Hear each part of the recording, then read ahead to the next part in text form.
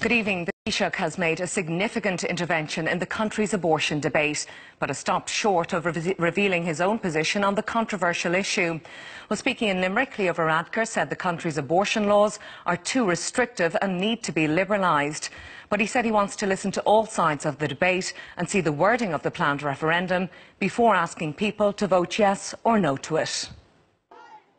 For years, the pro- and anti-repeal the eighth campaigns have organised counter-demonstrations, each side equally passionate and convinced that their arguments are the right ones. Within months, the public will be able to make up their own minds. Some may be guided by the views of politicians, others perhaps less so. But in political circles, the decision by the Fianna Fáil leader Micheál Martin to change his mind on abortion, following a long period of reflection and assessment of evidence before the Oireachtas Committee, I believe that we should remove the 8th Amendment from Bunreacht na hÉireann. And he went even further by supporting the availability of abortion up to 12 weeks.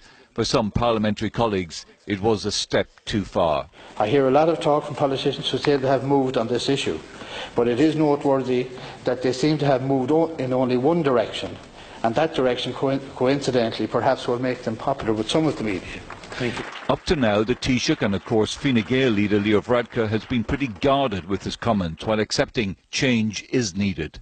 I've said before that I believe that our laws are too restrictive and need to be reformed and need to be liberalised, and of course that requires a change to the Constitution.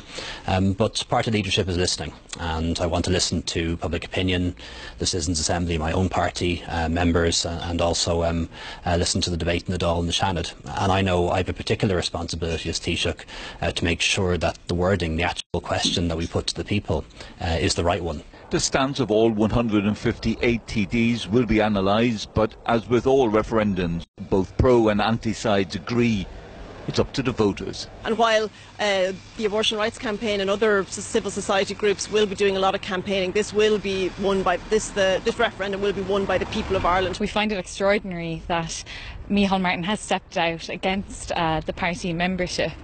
He has based his support on the findings of the Oireachtas Committee, and this committee never once heard from women who've been hurt by abortion. Jerry Foley, 3 News. Well, our political correspondent Gavin Riley is at Leinster House this evening. Gavin, yesterday comments from Micheál Martin, today the Taoiseach. This certainly moves this issue front and centre. It certainly does, Colette, and I don't think there'll be too many people in Leinster House or indeed in wider Fine Gael circles who will be too surprised with what Leo Varadkar had to say in the clip that you saw just a moment ago. And indeed, they won't be too surprised if in a week or two we do hear that Leo Varadkar is coming out fully in favour of these proposals from the Oireachtas Committee. Now, outside of Leinster House, as we know, there is something of a perception that Micheál Martin has stolen a march on Leo Varadkar by surprisingly, but yet absolutely comprehensively, declaring his support for these proposals in the Dáil chamber yesterday afternoon. Now, I spoke to one source this evening who is aware of Leo Varadkar's thinking on this, and they put it to me that in fact the two leaders have different roles. Micheál Martin is merely the leader of Fianna Fáil, so he has to just bring his party with him, albeit a party which is likely to be on the opposite side of the debate to himself. Leo Varadkar, though, has a broader responsibility, because not only does he have to try and shape his own party's opinion and bring them with him, he's also the chairman of the government, and he has to bring some unwilling ministers along with him, and also he has to try and bring ultimately the public along with him, because it's his government that is tabling this referendum. And when you hear advice like that, and you hear what Leo Varadkar said earlier today, it'll be no surprise at all if in a week or two we do hear that Leo Varadkar is joining all the other major party leaders and backing this referendum. Gavin, thank you very much for that.